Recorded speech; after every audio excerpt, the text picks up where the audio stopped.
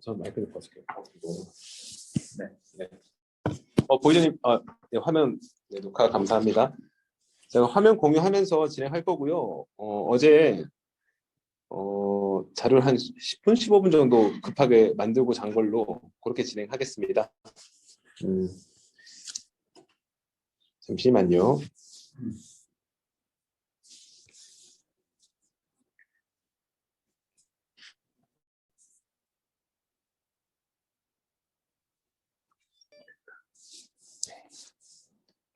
오늘 최대한 가볍고 즐겁게 화면 잘 보시네요. 네. 네, 그럼 오늘 며칠이죠? 시간은 11일. 12일? 12일 아니에요? 12일이구나. 11일이죠. 네, 2021년 3월 12일 네, 저희 세컨 플로어 독서 모임 시작하겠습니다. 오늘 발제는 제가 자청해서 하게 됐고요.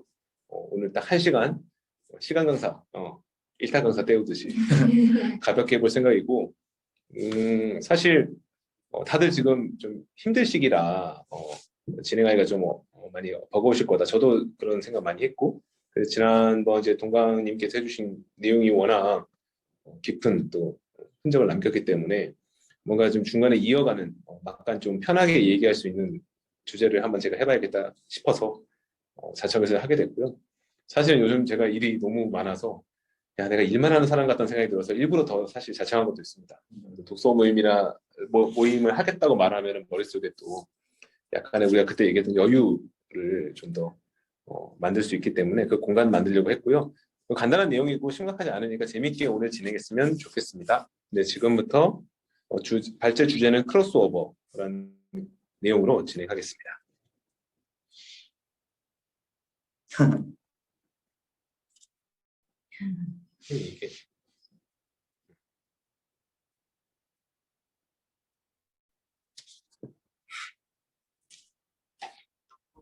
네. 이게 저작권 이슈가 있을 수 있는 건 맞고요. 제가 이거는 이 음악 들은 부분은 편집해서 올릴 생각입니다. 네.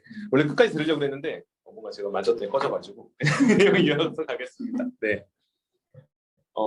곽희님 이날치 아세요? 네, 알죠. 너무 유명해서. 네, 어떤 게 생각하시는지 말씀 주시면. 저는 처음에 듣고 이게 뭐지? 약간 싶었거든요. 이게 노래야? 그러니까 이게 가사의 전부야? 약간 이런 느낌이었고 뮤직비디오도 너무 특이해가지고 우와 싶었는데 약간 계속 찾아보게 되는? 너무 처음에는 신기하다라고 해서 막 친구들이랑 공유하고 진짜 웃기지 않아? 신기하지 않아? 이랬는데 나중에는 막 이걸 시작으로 막 다양하게 고민했던 거 막 찾아보니까 되게 멋있더라고요. 그래서 되게 이 그룹 자체가 하나의 장르구나 싶어서 되게 멋있다고 생각해요. 그래서 감사합니다. 민성님은 어떻게 이날치에서 좀 아시는 바가 있는지. 예전에 좀 작년이었나? 작년에 한번 봤었는데 이게 춤이 되게 재밌잖아요. 맞아요. 노래인데 춤이 되게 재밌고 의상이 진짜 특이하더라고요.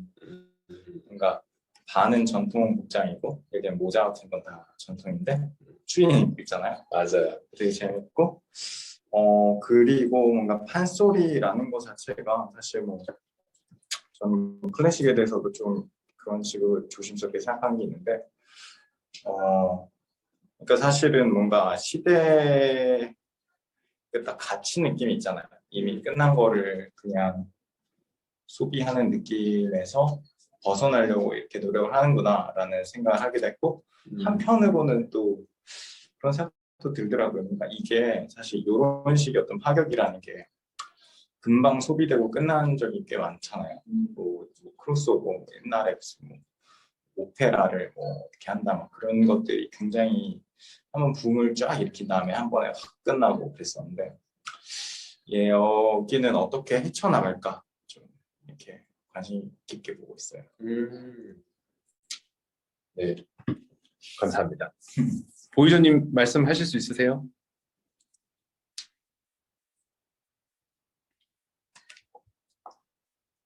말씀은 좀 어려우실까요? 알겠습니다. 네. 의원님은 네. 귀만 쫑긋 하시는 걸로. 뭐 경민님 따로 접속 안 하셨죠? 동원입니다. 그런 그러신 것 같죠? 네네. 네, 감사합니다. 솔직히 말씀드리면 저는 이날치를 안 지 일주일이 안 됐어요. 그러니까 제가 해보겠습니다 말했을 때 그날 아침에 출근길에 라디오를 듣는데 갑자기 이 음악이 나오는데 잠이 확 깨면서 우와 이거 뭐야? 진짜. 근데 나중에 알고 봤더니 너무 유명해진 밴드고 안타깝게도 제가 집에 TV도 없고 막, 그래서 그러다 보니까 나중에 보니까 뭐그 리듬 오브 소울인가 코리안 리듬 오브 소울인가 막 이렇게 해가지고 굉장히 거기 광고가 또 히트를 쳤고 제가 유튜브를 워낙 이상한 것만 보는데 또 그런 거 추천 안 해주더라고요. 그래서 또 소외당했는데 아주 아웃사이더죠 아싸죠. 그래서 모르다가 우연히 라디오에서 듣고 깜짝 놀라가지고 야 이거 뭔가 나한테 좀 새로운 생각을 불어넣는구나 그런 생각을 했습니다. 그리고 그 생각을 많이 했어요. 내가 이게 왜 좋지? 진짜 좋더라고요. 이게 왜 좋지? 그냥 익숙한 것을 좀 새롭게 변주해서 좋은가? 뭐 그런 생각을 하면서 제가 했던 어떤 느낌 같은 것들을 같이 나눠보고 싶어서 이날치를 오늘 모셨고요. 좀 조사를 해봤습니다. 이날치라는 사람이 여기에 리더인가? 하고 찾아봤는데 이날치는 뭐 조선 후기에 있는 명창 중에 한 명이라고 이렇게 나오네요. 19세기 인물로 보이고요. 좀 더 다른 내용을 찾아봤더니 사실 그 신분이 높지 않은 사람이었고 근데 워낙 그 명창, 그러니까 창을 잘했다고 하지요. 근데 이 사람 오셨네요. 경민님 어서 오십시오. 네. 안녕하세요. 아픔 들으셨나요? 네. 엄청 흥겨웠는데. 경민님 이날치 아세요? 네, 알죠. 경민님 아시는군요. 경민님께 이날치는 어떤 의미입니까? 한마디 해주셨습니다. 앉으시기도 전에 저 이날치는 지나가는 것 중에 지나가는 것 중에 감사합니다. 지금 이날치 얘기하고 있었어요. 앞에 이날치 그 대표곡 범 내려온다, 범 내려온다. 그거 잠깐 내용 제가 좀 듣고 얘기 나누고 있습니다. 그래서 이날치라는 인물이 신분이 높지 않은 사람이었고 원래는 줄타기 하는 사람. 근데 몸이 워낙 날래서 뭐 본명보다는 이날치로 많이 불렸다고 해요. 나중에 이분이 나이가 들으시면서 원래 이제 그러니까 목소리도 좋고 창도 잘했는데 나중에 나이가 들면서 점점 이제 창 쪽으로 완전히 방향을 바꾸셨고 뭐 전설적인 인물이었다. 뭐 이렇게 돼서 야 이름도 잘 지었다. 뭐 그런 생각이 들었어요. 안에 스토리가 있잖아요.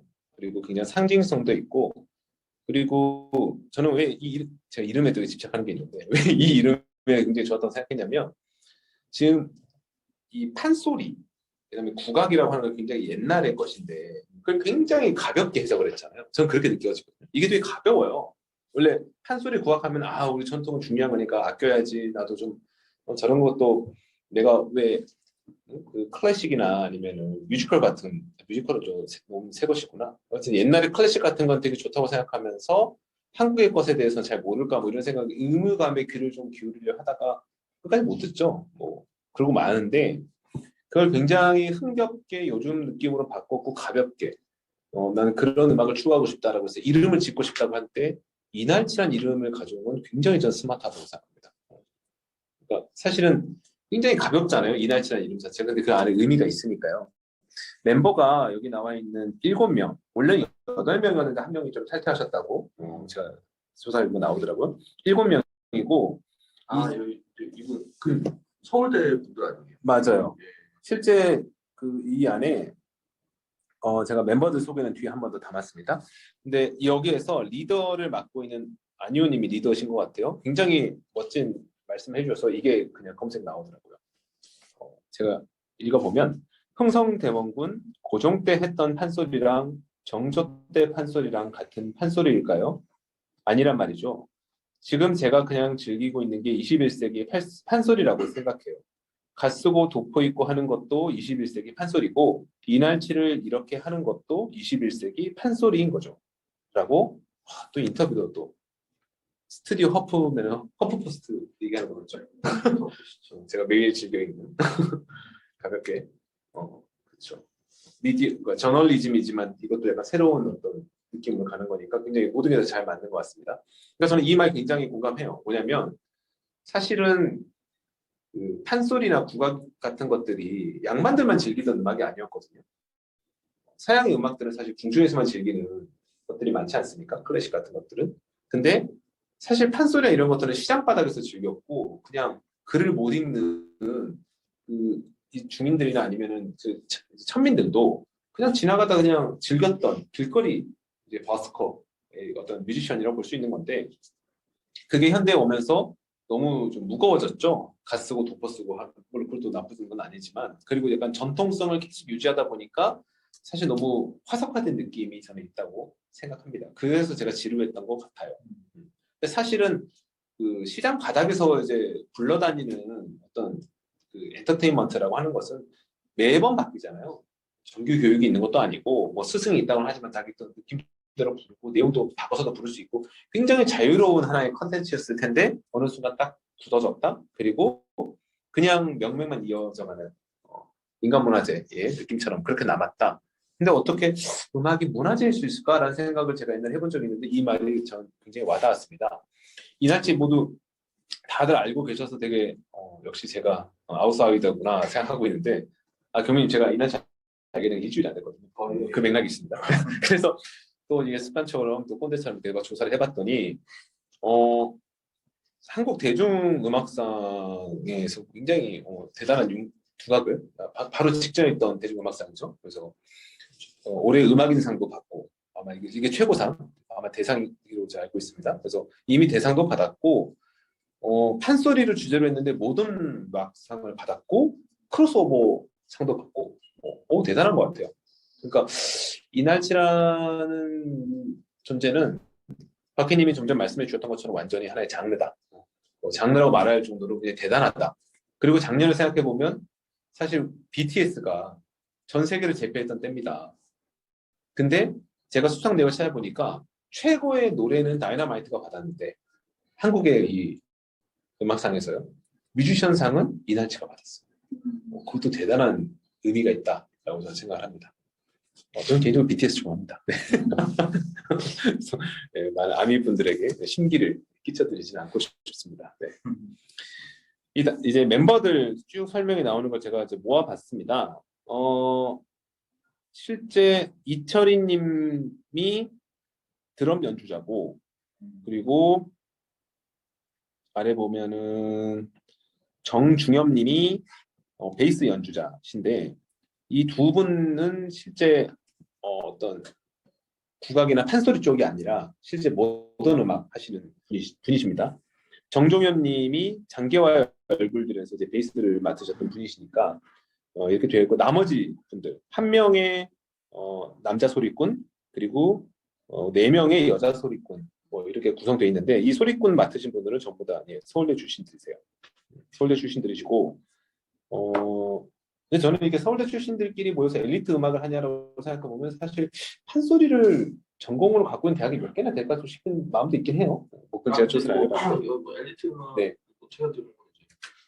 8명 중에 7명이 것도 그렇고 저는 다 그냥 좀 그래요? 좀 라이트하게 시작하는 거고 여기서 뭐 맞아요. 교수 준비하시는 분들도 계시고 맞아요, 그렇더라고요. 과학력 피셔가지고 네네네. 뭐 상황이다 보니 지금 교수하려는 것도 다 돈 벌려고 하는 건데 네. 이날치가 잘 되니까 이쪽에 전화를 왜냐면 한 달에 뭐 세션 맞춰보려고 하더라도 시간이 서로 안 나가지고 그렇구나. 그래서 모이기가 너무 힘들었고 그래서 뭐 한 달에 그러니까 왜냐면 워낙 사람이 많으니까 일주일에 서로 같은 날짜 잡고 안 나와서 한 달에 한 두세 번 그리고 특히 교수님 준비하시는 분 네네. 바쁘시고 막 해가지고 못하다가 네. 이날치가 대박 나고 나서 모두가 다 저거 가서 하는 것으로 그래요? 그렇게 되시군요.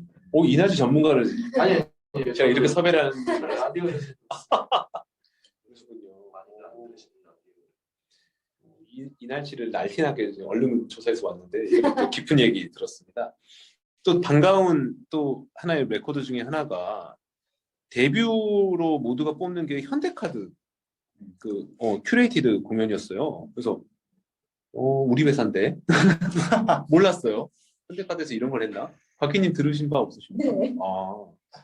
그러니까 현대카드 하는 여러 가지 현대카드가 제가 알기로는 슈퍼 콘서트처럼 큰 것도 있지만 가벼운 것들 뭐 컬처 콘서트 해가지고 하는 것도 있는 걸로 알고 있고 왜 저쪽 한남동에 만들어 놓은 그 언더스테이지에서 할 때는 진짜 실험적인 음악 같은 것도 좀 몇 개 진행한다고 알고 있는데 아마 그런 의미로 그죠? 그런 의미로 좀 특이한 음악 하는 사람들이 있다고 하니까 불러서 아마 정식 데뷔도 아니고 그냥 프로젝트성으로 아마 했을 때 아마 그 초기였던 것 같아요. 그래서 했는데 인기 좋고 그다음에 방송 타고 쭉 가지 않았나. 제가 유희열의 스케치북에 출연했던 거 보니까 그때만 해도 가수 느낌보다는 그냥 어머 그냥 이런 데도 한번 출연해보면 재밌겠네 하는 일반인처럼 나와가지고 사실 이분들 음악 하셨고 댄스 팀은 따로 이제 붙었어요. 그래서 댄스 팀과 이 가수분들도 많이 못 본 사이인 것 같다는 싶은 생각이. 그 댄스 팀이 이제 그 거기 캠페인 찍었던 그분들이 그런 느낌 되게 강했거든요. 그래서 현대카드 쪽에서 실험적으로 했던 것이 굉장히 성공한 하나의 케이스가 됐구나라는 반가운 마음도 있었습니다. 사실 왜 이 노래가 이렇게 좋지라고 하면서 계속 제가 차에 빵빵히 틀고 다니면서 생각을 해봤는데 우선은 크로스오버라는 얘기를 하고 넘어가야 될 것 같아요. 그러니까 크로스오버라는 것의 의미를 정의를 찾아보니까 이렇게 돼 있었습니다. 크로스오버는 다른 장르가 교차한다는 음악 용어로 작품이나 연주자에 적용되는 용어다.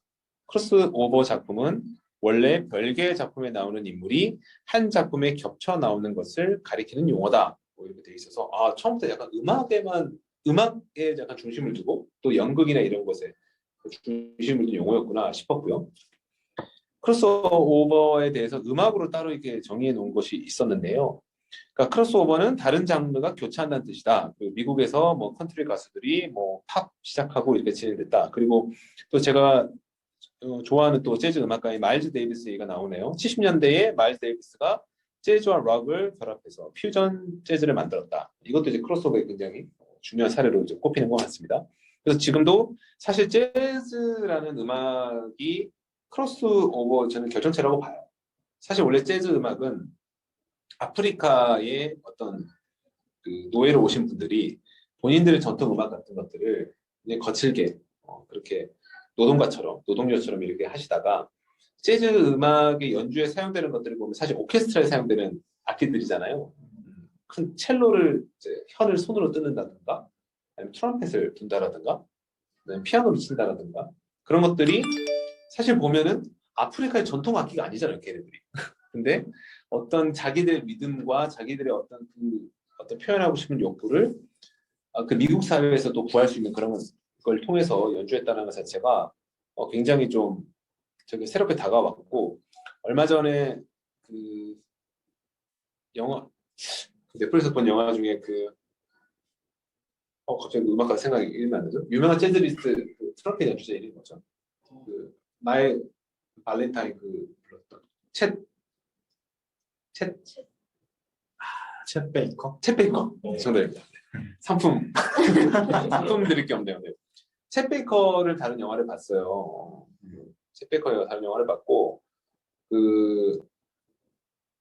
굉장히 거기서 이제 챗 베이커가 굴곡진 삶을 살았더라고요. 굉장히 높이까지 올라갔다가 마약을 해 떨어졌다가 다시 새로운 연인을 만나서 재기하려고 했으나 이제 약을 끊고 새 사람이 되자. 그래서 그렇게 가려다가 마지막 순간 중요한 공연을 앞두고 다시 약에 의존해서 왜냐면 도저히 연주를 못할 것 같다는 굉장히 나약한 모습 보였죠. 그래서 이제 챗 베이커가 나중에 제2전성기를 맞이했지만 약 때문에 또 유럽에서 이제 사망했다 이런 내용이 좀 흘러가는데 연기 굉장히 인상적이었고 재즈라는 음악을 다시 한번 좀 생각하게 만드는 그런 내용이었는데 그러다 보니 이제 미국의 어떤 그 재즈의 큰 그 마일스톤에 해당하는 거기 이제 마일즈 데이비스도 나오고 그 앞에 이제 버드라고 불렸던 또 그 미국 재즈의 이제 조상이라고 불리는 어떤 갑자기 뮤지션이 이름이 생각 안 나네요. 그분도 나오고 이렇게 됐는데 거기서 보면 또 챗 베이커가 백인이거든요. 그러니까 사실은 백인이 주류인 사회에서 재즈 음악이라는 걸 통해 흑인들이 또 하나의 자기 무대를 만들었단 말이죠. 근데 거기도 백인이 들어왔어. 그러니까 챗 베이커는 사실 백인이기 때문에 마이너리티 소외감도 가지고 있었습니다. 네, 그런 면들이 있었는데 굉장히 영화가 이제 흥미로웠어요. 근데 저도 이제 재즈를 좀 즐겨 듣고 좋아하는데 제가 재즈를 왜 좋아하는 느낌이 들까? 어떻게 보면 라라랜드에 나오는 대사가 딱 저는 그게 답인 것 같아요. 자유롭다. 정해진 게 없다. 그때그때마다 연주자들이 자기 느낌에 따라 연주를 하는데 그들이 본능적으로 순간적으로 변주를 하고 호흡을 맞추는 게 경이롭다. 매번 새로 탄생하는 재탄생하는 음악이다라고 얘기를 해주죠. 저는 재즈가 들었을 때 잘은 모르지만 그런 느낌을 저는 받아요. 뭔가 정형화되지 않은 느낌이 있거든요. 뭐 사실 그런 걸 제대로 즐기려면은 연주하는 걸 봐야 한다고 하는데 실제 뭐 재즈 연주가 있으면은 기회 단들을 고르고 노력하고 있고 하지만 이제 레코딩된 음반으로 들을 때도 다른 음악보다 훨씬 더 좀 자유롭다는 느낌이 듭니다. 그에 반해서 저는 좀 케이팝은 너무 좀 딱 짜여진 느낌이 들어서 사실 좀 멀리 했는데 이번에 이제 BTS는 확실히 그런 점에서 좀 차별화가 되어 있는 것 같다는 느낌을 조금 받고 있는 그 정도 수준이에요. 그래서 크로스오버라고 하는 것은 음악이나 아니면은 연극 같은 이런 엔터테인먼트 컨텐츠에 대해서 얘기해 주는 거구나. 그리고 어떤 장르나 이런 것들을 일부러 교차하거나 아니면 혼합해서 만드는 것들의 어떤 시도를 가리키는 얘기구나 라는 걸로 우선 정의를 매듭짓고 한번 가보면 좋을 것 같습니다. 뭐 경민님은 크로스오버 그러면 어떤 생각이 떠오르세요? 크로스오버. 네, 그냥 평소에 크로스오버란 단어가 오늘 처음 듣는 얘기는 아니니까. 그냥 옷을 옷으로 크로스오버. 정장의 운동화? 그냥 지금 이거는 좀 약간 이종의 결합이긴 한데 네네. 그냥 옷에서 크로스오버는 좀 그냥 패턴이 다른 걸로. 크로스오버 생각이 나는 게 있었는데 네. 바로 까먹었습니다. 죄송합니다. 제 질문을 던지는 바람에. 네, 생각나시면 말씀 주십시오. 제가 또 패션은 또 문외 아니라. 저도 잘 모르겠는데 그냥 그렇게 크로스오버가 있군요. 뒷내용까지 가면, 그러니까 사실 제가 이제 이날치 음악을 들으면서 생각을 하고 조사를 해보면 장르 얘기 나오고 크로스오버라는 얘기가 많이 나오고, 근데 그러면서 생각해봤을 때 이건 이제 그냥 개인의 생각이고 여기서부터 이야기를 같이 만들어갔으면 좋겠습니다. 그러니까 크로스오버라고 하는 건 사실 선을 넘는 거잖아요. 선을 넘는다.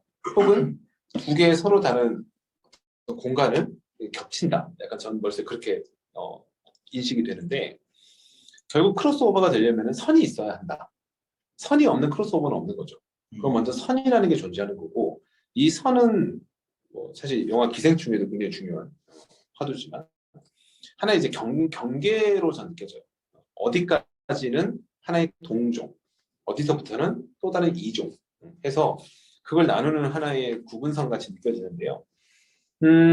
이 두 가지 이 내용으로 나누는 종을 나누는 이 선을 대하는 태도가 저는 사뭇 우리들 안에는 그 인류에게는 전혀 다른 두 개의 양가적 태도가 있다고 저는 생각을 해요. 그래서 제가 이걸 그냥 양쪽에다 구분을 지었는데 하나는 어떤 선이 있다, 경계가 있다고 했을 때 그 선을 우선 명확히 인지하고 그것을 체화하려는 노력이 있죠.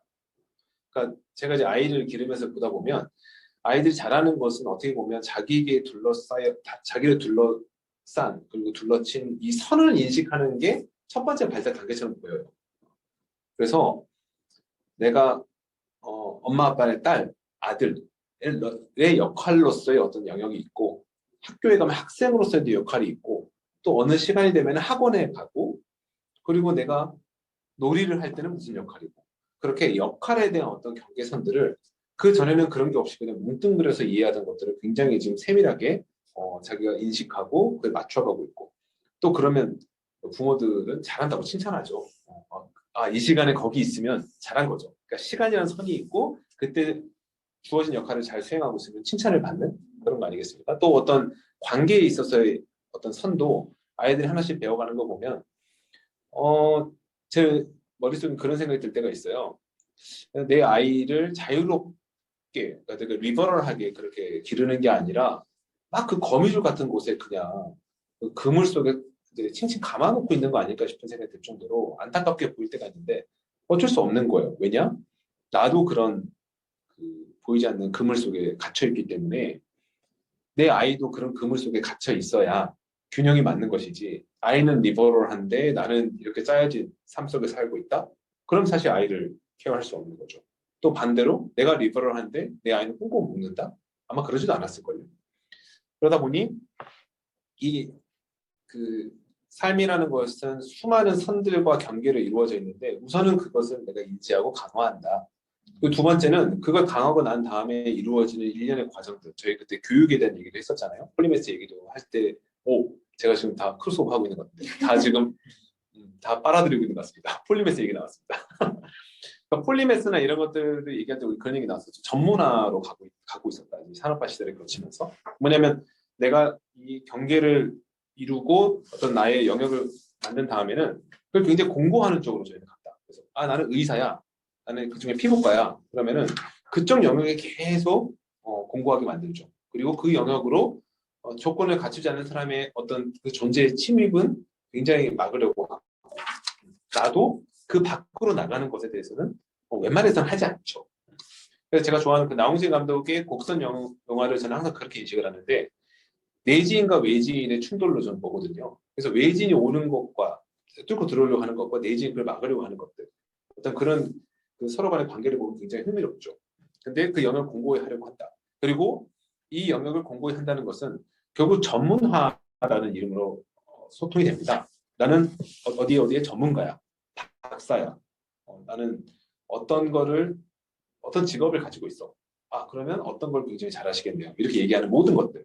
그게 전공의 이름이 됐던, 직업의 이름이 됐던, 아니면 학위나 자격증의 이름이 됐건, 그렇게 이제 전문화된 영역으로 하나하나 이렇게 구축해 나가는 것들이 저는 선을 대하는 태도 중에서, 어쩌면 선을 이제 지키려고 하는 태도라고 좀 보였고요. 또 다른 영역에서 보면은 이제 붉은색 영역인데, 이 경계를 인식을 했어요. 어느 정도 체화됐습니다. 이걸 자꾸 넘으려고 해요. 이 경계를 넘고자 하는 욕구가 있다고 생각합니다. 그게 욕구가 강한 사람은 진짜 막 넘나다니는 거고 선을 지키려고 하는 사람도 이 선을 넘을 수도 있다는 가능성에 대해서는 인지를 하고 있어요. 그래서 넘어볼까라고 하는 호기심도 있고 그 충동이 있는 거죠. 저는 있다고 생각하고 개인적으로 저는 제가 굉장히 이 붉은 영역에 있다고 생각했어요. 스스로가. 나중에 제 인생을 돌아보니까 저는 완전 하얀 영역에 있더라고요. 그러니까 이런 점도 같이 말씀 나눠보고 싶은 측면이 있었습니다. 그래서 어떤 경계가 있을 때 넘고 싶어. 그리고 이 경계를 굉장히 갑갑해요. 내가 왜 이 영역에 내 영역이 이제 확인이 됐어요. 왜 내가 왜 이 집에 태어났다고 왜 내가 계속 흙수저만 빨아야 돼? 막 이런 식으로 생각한다 그러면 사실은 누구나 그렇게 생각할 수 있잖아요. 내가 왜 우리 엄마 아빠가 의사라고 해서 나도 의사가 돼야 돼? 라고 생각할 수도 있는 것처럼. 그래서 이 영역을 경계를 넘고 싶고 또 확장하고 싶은 욕구 가지고 있고 하는 이들이 있는 것이죠. 근데 이렇게 하다 보면 뭐가 생기냐면 창조가 일어납니다. 저는 이날치의 음악을 얘기할 때 많은 분들이 곽희님이 아까 그 말씀 해주셔서 너무 감사했는데 하나의 이날치 장르를 만들었다라고 말씀하시고 또 뮤지션들한테 그런 말 이제 흔히 붙이잖아요. BTS라는 장르가 만들어졌다라고 K-pop 장르가 만들어졌다. 근데 그것들 생각해 보면 완전히 없던 거에서 만들어졌다는 실제 그런 창조가 아니라 기존의 사람이 익숙했던 것들을 결합하고 또 잊혀졌던 것들을 혼합해서 만들어진 또 다른 제3의 창조인 것이거든요. 근데 사실 저희가 이제 저희 인생 살아가면서 또 사회생활 하면서 직장생활 하면서 저희가 이제 새로운 어떤 신상품을 만든다라든지 아니면 새로운 아이디어를 낸다라고 하든지 보면 무에서 유가 나오는 경우는 없어요. 저는 사실 입사해서 내내 사실 신사업 비즈니스 디벨롭먼트라는 일을 계속 하고 있는데 사실 진짜 무에서 유 아무것도 없습니다. 기존에 있던 것들 그냥 이종교합한 것들로 많이 하고 있어요. 근데 왜냐하면 무에서 유가 나온 것은 사실은 살아나갈 수도 없어요. 설득을 못하니까. 야 이게 왜 이렇게 해야 돼? 근거가 뭐야? 날 설득시켜봐 라고 했을 때 그 농부가 제가 어제 자기 전에 갑자기 술 먹다 생각났거든요. 했을 때 그걸 좋아 한번 해보자. 그런 집단 아니잖아요. 여기는 뭐 엔터테인먼트나 뮤지션이 아니니까 그러면 결국 어느 정도 농고를 갖춘 어떤 새로운 아이디어를 그것이 새로운 아이디어가 수많은 검열과 경쟁을 뚫고 나가서 하나의 결과물로 나오게 될 텐데 새로운 아이디어를 구축하고 있는 구성 요소는 다 설명이 되는 농고여야 한다는 거죠. 그러다 보니까 결국은 사실 모든 게 다 크로스오버의 형태를 만들어지고 있지 않냐는 생각도 하게 됐습니다. 근데 결론에 나온 이 두 단어를 보면 이 선을 대하는 태도에서 전문화라고 하는 우리가 긍정하는 단어가 존재하고 선을 넘나드는 영역에서는 창조화라고 하는 우리가 또 긍정하는 단어가 나와요. 그러면 선은 뭐 어떻게든 하여튼 상관이 없는 거야? 라는 생각도 들고 야 아니면 내 자신에게 야 인생을 살아갈 땐 말이야 선에 대한 태도를 정해야 돼. 둘 다 선택할 수 있는데 선을 지키기로 했으면 철저히 지켜. 그래서 완전한 전문가가 되어서 살아라. 아니면 선을 넘나들고 싶으면 그냥 무시하고 다녀. 그래서 완전히 그냥 크리에이티브한 창조적인 사람이 그런 인생을 살아라. 이렇게 말을 하고 싶은 건가 싶은 마음도 들고. 하지만 우리의 실제 모습은 이도 저도 아닌 약간 어중간한 형태. 그러니까 선을 지키기도 했다가 넘기도 했다가 그러다 보니까 완전한 전문가도 아니고 완전히 크리에이티브 하지도 않고 그냥 전문가 영역으로 좀 살다 보면은 내가 왜 이렇게 답답하고 갇혀 사는 기계적인 삶을 살까? 이게 내 인생 전부야? 정말? 나 하다 보니까 이렇게 된 거지.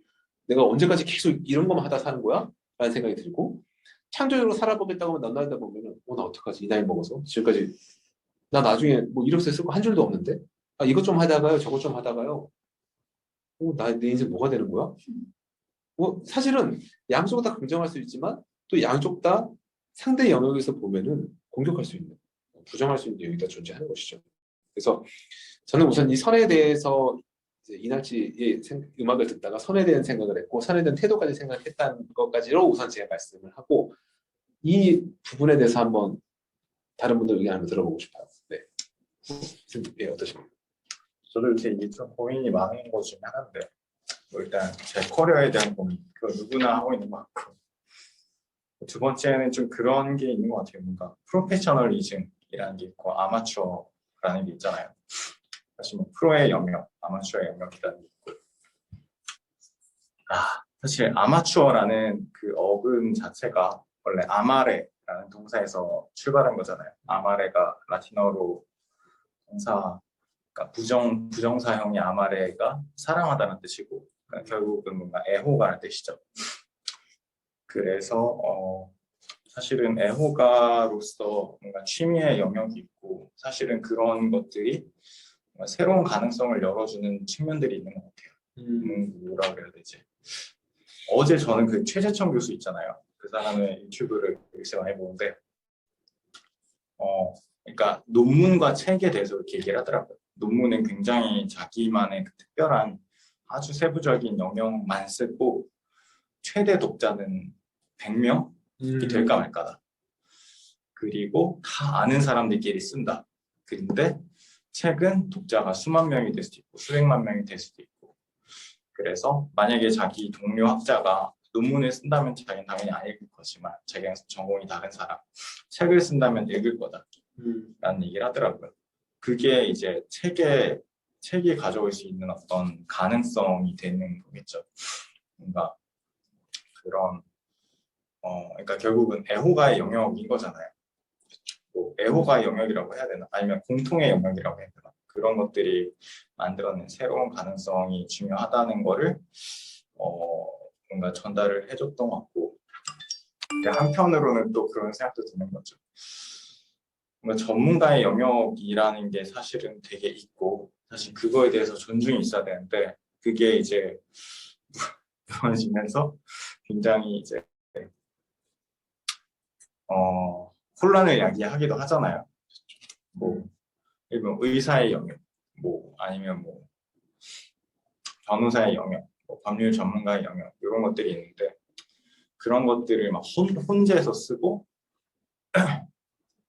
뭐 모두가 다수결로 결정해라 뭐 이런 식으로 하면은 이건 또 다른 측면의 어떤 혼란을 야기하는 것 같아요. 그렇죠, 맞습니다. 커키님은 어떠세요?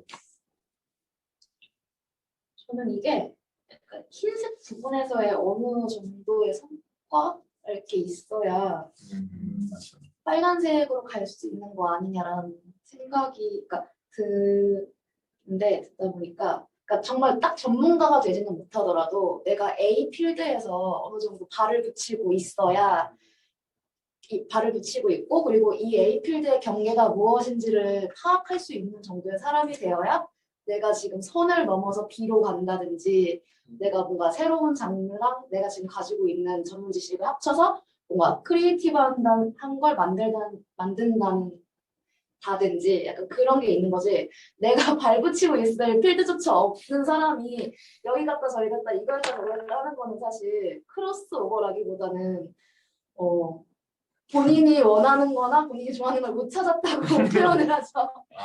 크로스오버가 아니라 당황. 그렇죠. 깔짝. 그렇죠. 깔짝이 전문 용어로. 네, 그래서 어느 정도 본인의 필드를 갖고 네네. 내 필드가 할 수 있는 것과 내가 내 필드 안에서 어느 정도의 위치, 어느 정도의 사람인지, 그리고 내가 이 필드와 무엇을 합치면 좋은 성과를 만들 수 있을지, 그거를 일단 아는 정도의 내공이 생겨야 그 사람이 경계를 부셨을 때 주변에서 보기에도 저 사람이 A 필드에서 좋은 성과를 내는 사람인데 그걸 한참 더 업그레이드 시켜가지고 더 좋은 창조적인 성과를 냈다 이렇게 평가를 해주는 것 같아요. 그게 아니고선 정말 깔짝대는 느낌을 그래서 참 어렵죠. 그렇죠. 되게 우리가 다들 하는 생각을 되게 정리 잘해주고 계신 것 같아요. 이제 미성님도 마찬가지고, 그렇죠. 야, 내가 막 넘나드는데 너 저기 설 자리 없으니까 일로 왔구나 이런 얘기 들으면 그런 생각 들 것 같아요. 사실 그런 생각도 많이 하고. 맞아요. 그러니까 어떤 사람은 약간 그런 얘기를 했을 때 내가 요즘에 B에 관심이 있어. 내가 요즘 개발에 관심이 있어서 코딩을 좀 배우고 있는 중이야. 라고 했을 때 어떤 사람한테는 너 이제 그런 것도 아냐? 왜 배우는 거야? 내가 지금 이 일을 하는데 코딩을 배우면 뭘 다 알 수 있어서 이렇게 확장시킬 수 있을 것 같아. 라고 말할 수 있는 사람이 있고 어떤 사람은 내가 좀 코딩에 관심이 있는데 말이야. 야 하나만 해. 이런 반응이 나오는 사람도 하던 거 있잖아요. 해. 그건 마스터니? 일단 이 일을 열심히 해. 아니면 뭐 또 달라졌어? 약간 이런 사람이 있잖아요. 근데 뭐 어떻게 보면은 다방면에 관심이 있고 호기심이 많은 거는 아직 정신이 젊다는 뜻이고 그렇죠. 에너지가 있다는 뜻이고 되게 좋은 것 같긴 한데 그래도 나의 전문 필드 원래 고향 홈그라운드가 어딘지는 일단 있어야 되는 것 같아요. 누구든지. 맞습니다. 네, 맞습니다. 경영대를 제가 나왔잖아요. 그러니까 모르겠어요. 다들 그런지 모르겠는데 근원적인 불안감이 있어요. 그러니까 나는 고졸 같다. 느낌. 그러니까 내가 뭔가 하나의 어떤 띠오리가 없는 거예요. 그러니까 전공을 했다면 예를 들어 물리학을 나왔어. 그러면 아무리 세분화된 영역이라도 특정 영역에 대해서는 어느 한 현상을 설명하는 어떤 수학 방정식에 대한 이해 정도를 만약에 통달했다. 뭔가 안다. 그리고 그 아는 것이 흔들리지 않는 사실, 진리다. 그런 게 있을진데 계속 케이스만 보고서 그냥 이랬다 저랬다 말만 하고서 앞에 가서 스킬만 너무 제가 비하하는 걸 수도 있지만 물론 근데 이거는 비단 제가 어느 정도 대표성이 있다고 생각하는 게 경영대 나오는 사람들은 다 그 생각합니다. 그런 것 같아요. 그래서 뭐 CPA 준비를 한다거나 아니면 경제학으로 전공을 바꾼다거나 그러니까 아니면 고시를 준비한다거나 이런 이유가 뭐냐면 여기서 계속 시간을 보내봤자 뭔가 내가 진리라고 말할 수 있는 게 없는 불안감이 굉장히 휩싸이거든요. 제 친구도 경영대 나왔는데 내가 예전에 이력서 쓰고 그럴 때 너는 어디든 쓸 수 있어. 뭔가 쓸 수 있는 곳은 어디든지 쓸 수 있으면 좋겠다라고 했더니 어디든 쓸 수 있는 대신 아무것도 전문이 아니라고 나는 맞아요. 그 얘기를 하더라고요. 네가 고민이라고. 네가 뭐가 전공이야? 그리고 경영학을 가면 그러니까 미국이나 이런 유럽에서는 경영 학부가 없어요. 그렇죠. 그렇죠? 학부는 다 다른 저희가 말하는 그 진리를 배우는 그런 걸로 갖고 마지막에 대학원 과정에서 MBA나 이런 식으로 경영학이 있거든요. 왜냐하면 경영을 하는 위치에 가려면은 기본적으로 회사나 아니면 조직에서 어느 정도 수준에 올라와야 됩니다. 경영이라는 게 매니지먼트인데 매니지먼트는 리소스를 어떻게 내가 운영할 것인가에 대한 내용이고 그러려면 리소스를 운영할 결정권이 있어야 되잖아요. 근데 학부생 이제 막 20살 막 된 사람이 그걸 배우고 있으면 그게 무슨 의미가 있겠냐. 리소스로 쓰여질 인생을 살아야 될 사람이 리소스를 어떻게 쓸지를 배운다는 게 이게 무슨 경우야? 라는 느낌이 있거든요. 그러니까 확실히 불안감이 와요. 20대 초반에 그 경영학과생들은 겉으로는 막 그냥 인기과라고 하면서 어깨에 힘주지만 사실은 야, 나 나중에 나를 뭐라고 팔아야 되지? 뭐 이런 느낌? 그런 게 있는 게 있는데 방금 말씀 주신 게 굉장히 그렇게 와닿고 그런 불안감을 느꼈는데 또 한편에서 보면은 그래서 훨씬 더 빛이 나는 친구들도 굉장히 많았어요. 자유롭게 풀어놓으니까 막 뭐든지 막 정말 화려하게 이렇게 사는 친구들 많았었기 때문에 그렇습니다. 경민님은 어떠세요? 저는 지금 이야기 네. 질리고 많은 이야기를 생각해요. 본인 영역이 있어야 하고. 근데 그냥 어떻게 느끼시는지 모르겠는데 저는 한 회사에서 전문가가 그러니까 말씀은 매우 저는 공감하는 게 경계 안에서 뭐라도 해야 어떤 융합도 하고 확장도 하고 할 수 있다라고 생각하는데 그 전문가로 가는 과정이 학부에서 이미 결정이 난다고 저는 생각이 들어요. 경영학과뿐만 아니라 대학을 졸업하고 이미 직장에 들어가기로 한 이상 이 사람은 전문가의 삶을 살지 않겠다고 선언한 거나 다름없다고 생각하거든요. 물론 이거에 반하는 사람의 반론이 정말 많을 건 알지만 가령 삼성전자에서 10년, 20년 있었다고 이 사람 전문가로 부를 수 있을 것이냐라고 하면 저는 아니라고 생각을 해요. 왜냐하면 이 사람은 그냥 학부 졸업해서 그냥 그 주어진 던져진 일을 그냥 오랫동안 해왔고 그 히스토리를 알고 있는 것 뿐이지 특히 한국 기업에서 테크로 일을 하지 않는 사람이라면 저는 제가 그렇게 느끼거든요. 우리 회사 차장님, 부장님들 대체 무슨 능력이 있어서 저렇게 올라가서 저 연봉을 갖고 앉았을까? 라고 생각해서 저 사람 데려다가 여기 앉혀놓으면 그만큼 성과 낼 수 있을까? 저는 못 낸다고 봐요. 그러니까 저는 근데 이건 어쩔 수 없다고 생각해요.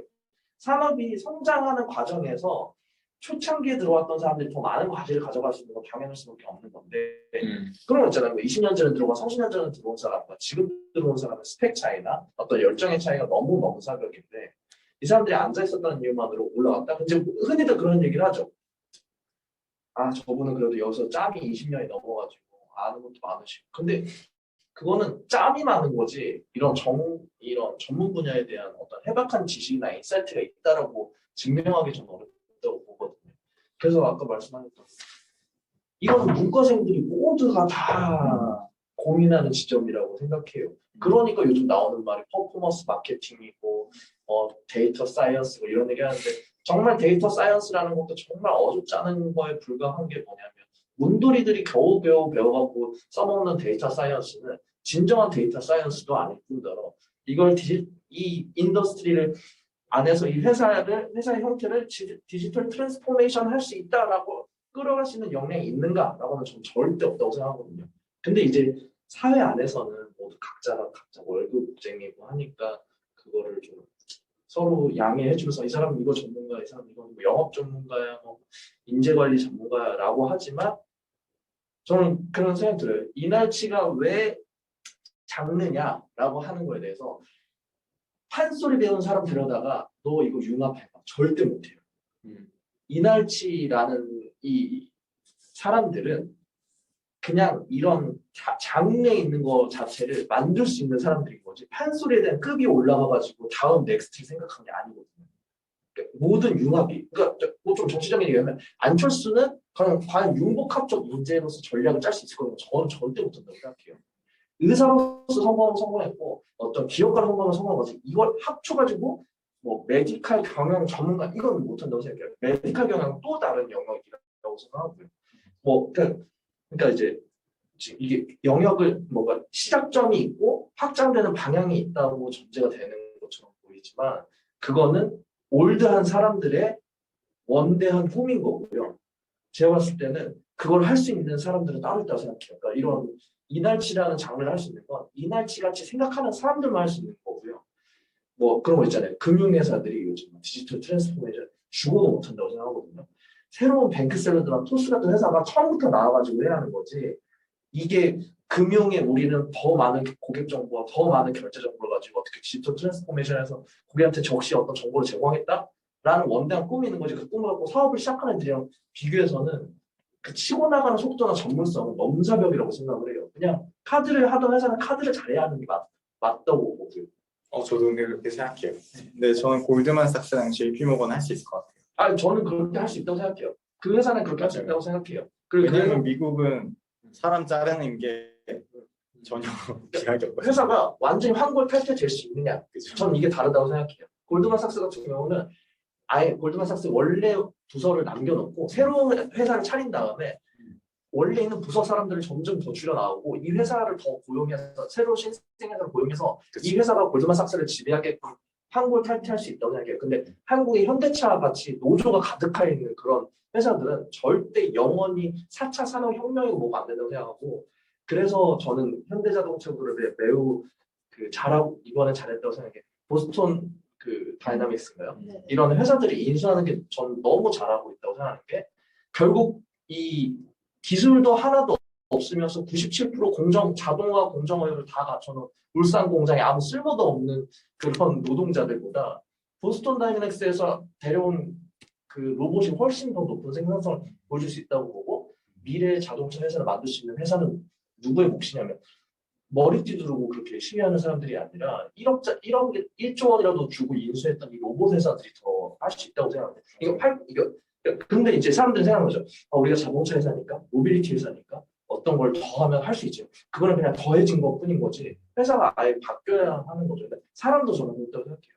그 뭐 미래에셋증권에서 30년간 투자 막 전문가 이분이 그 사실 워렌 버핏이 나중에 후회했다고 하잖아요. 자기가 테크주에다가 너무 신뢰를 안 해준 거에 대해서 너무 후회했다고 하잖아요. 근데 많은 사람들이 워렌 버핏이 정말 투자의 귀재라고 했지만 이 사람도 그런 전통적인 레거시 투자에 있어서는 정말 훌륭한 사람이었지만 이미 이 판도가 바뀌어버린 상황에서는 본인이 계속 작년 2020년 동안 계속 손절치면서 팔아제꼈던 그 회사들 생각해보면은 그런 상황들을 생각해보면 옛날 사람은 옛날 사람이고 확장은 없다. 저는 확장은 없다고 생각해요. 그러니까 이게 작게 해서 회사에서는 어떤 영역을 공부하고 확장하는 건 맞는데 궁극적으로 그럴 수 있냐라고 하면은 실질적으로는 그렇게 힘들다라고 저 완전히 동감합니다. 저는 그래서 윤석열이 출마해도 굉장히 전 사실 유재석이 출마해도 이제는 지지할 수 있다고 생각해요. 유재석 가능성 높겠는데요? 사람들이 생각 안 해봤네. 저는 근데 사람들이 그러잖아요. 정치도 안 해본 사람이 정치는 누가 해도 그꼬라지가 날 거기 때문에 사람들이 보면서라도 행복해지는 게 낫다고 생각해요. 보면 행복한 사람? 그러면 사람 자체가 예의가 바르고 그러네요. 뭐 개인 재산 축적을 하고 하지도 않잖아요. 유재석 같은 경우 부동산 투기를 한다고 그러지도 않고 뭐 차도 딱 그랜저만 타고 다니고 이랬잖아요. 네. 그런 생각하면 사실 막 사람들이 누구는 정치 안 해봐가지고 정치하면 큰일 나라고 하는데 그거는 이런 관점인 거예요. 여기서 정치에서 어떤 국민 행복으로 확장하는 관점인데 그냥 행복한 사람이 거기 앉아 있으면 되는 거거든요. 저는 이게 자꾸 근데 그게 왜 그런 관점이 나오냐면 기존의 언론, 기존의 권력, 기존의 전통적인 그 권력을 향유하던 사람들이 자기 영역을 지키려고 만들어내는 말일 수도 있다고 생각해요. 그 점도 동의해요. 그러니까 되게 맞아요. 재밌네요. 그러니까 이게 경계라고 하는 것이 처음에는 배움의 대상인데 어느 국면을 넘어가면 그 경계는 나를 보호하는 대상이 된다고 생각해요. 그래서 끊임없이 이 경계를 지키려고 하는 사람들을 보면은, 그러니까 사실 보수화라는 게 그런 거 아니겠습니까? 그러니까 진보는 계속 밀고 나가는 것인데 이렇게 밀고 나가다가 나이가 들고 기력이 딸리면 자 이쯤에서 내 가족을 지켜야지라고 벽을 쌓는다. 그럼 보수가 되는 거고 그냥 그렇게 단순한 어떤 형이상적 어떤 상상만으로도 사실 그 흐름이 보이죠. 근데 저는 뭐 오늘 좀 약간 늦게 시작했기 때문에 말씀 되게 제가 생각했던 거 너무 또 결이 같고 그래서 제가 가지가 뻗어나가서 너무 감사합니다. 근데 저는 이날치 음악을 들으면서 영국의 밴드 퀸을 떠올렸어요. 모두 그렇게 많이 하실 거예요. 퀸의 보헤미안 랩소디는 그 락과 오페라를 결합했죠.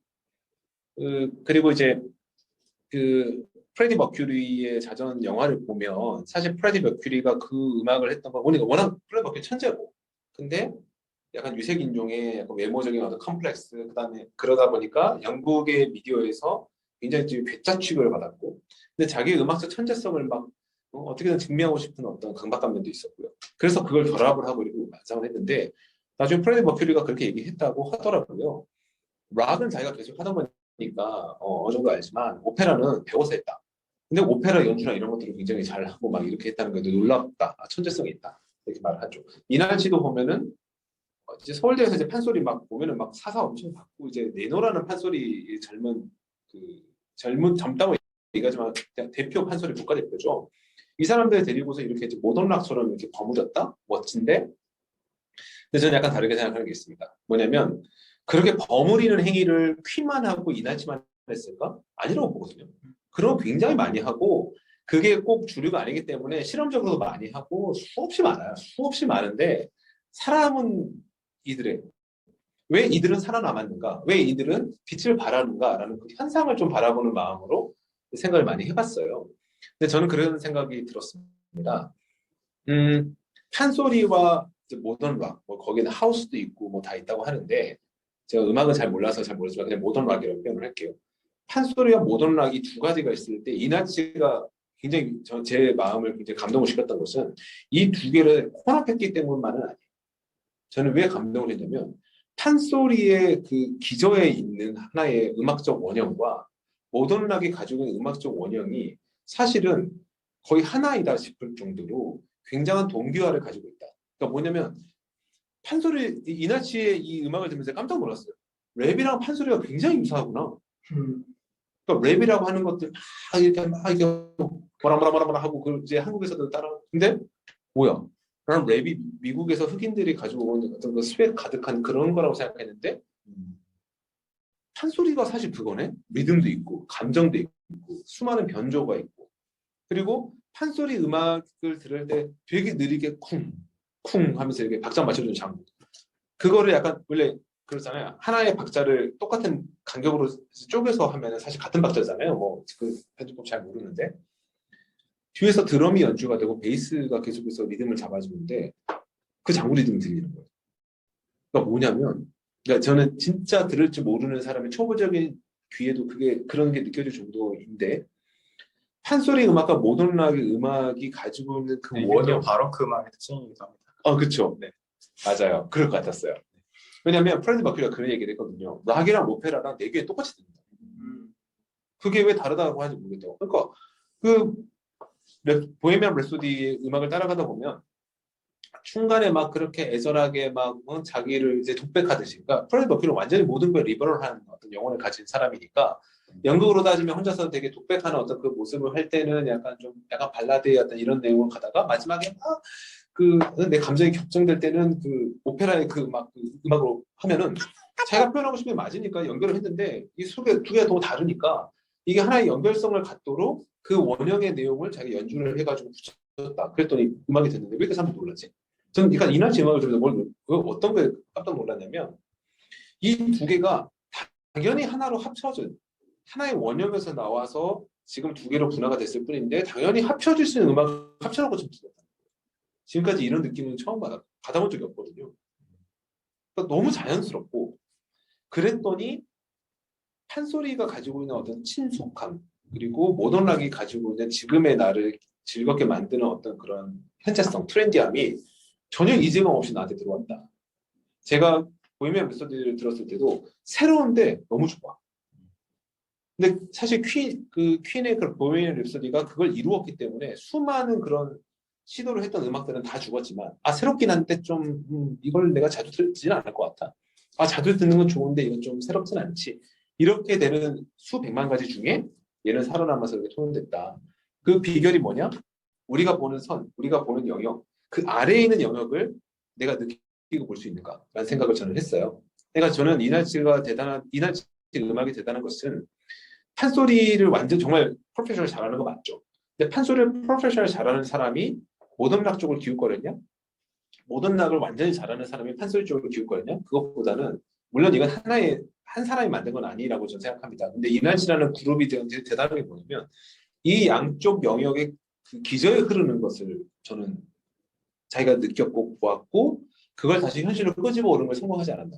그러니까 저희가 하는 일도 저는 제가 신사업을 생각할 때 구상할 때 그렇게 접근해요. 뭐냐면 서로 다른 요소들이 있는데 그 근간에 있는 원형적인 굉장히 아이디어란 형태를 생각을 많이 하려고 하거든요. 작품을 볼 때도 그렇고 이 아래 근간에 정말 기저에 흐르는 것들 그리고 그 기저에 흐르는 아이디어란 단계에서는 저는 굉장히 다양하지는 않다고 생각합니다.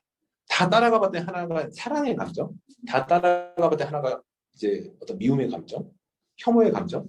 어쩌면 그것이 위로 이제 현실로 이제 분화되어 가면서 이제 다양해지고 복잡해지는 거지만 어느 정도 수준으로 내려가면 만나는 지점이 있고 그 만나는 지점에서부터 이야기를 풀어 나가다 보면은 또 새로운 어떤 흐름이 나올 수 있다.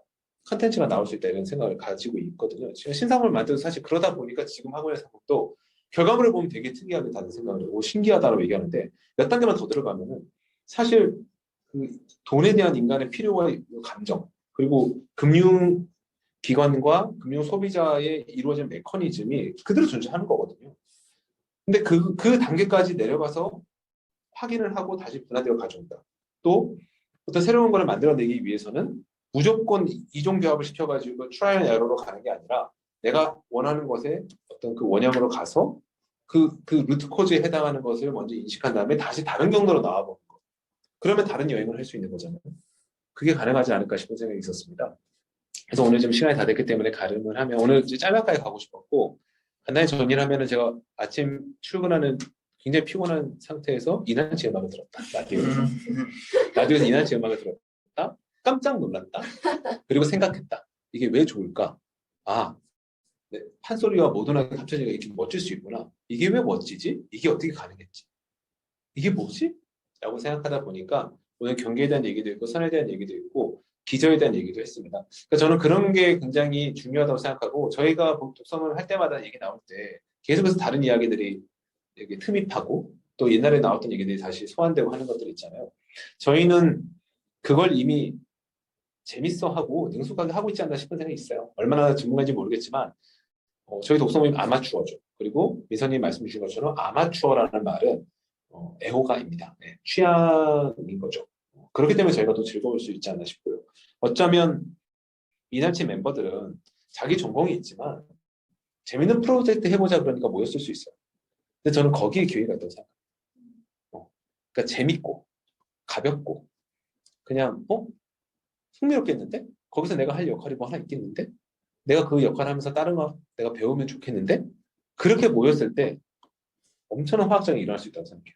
전문가들끼리 모여있으면은 그 영역이 공고화 되는 것인데 전혀 다른 전문자들끼리 모여서 관심사를 가진 사람끼리 모여서 소통하는 거에 좋아해요 정도만 고민되는 사람끼리 모여서 뭔가 모여있다 그러면 굉장하게 나올 가능성이 있다 거기. 그런 생각이 들었습니다. 네.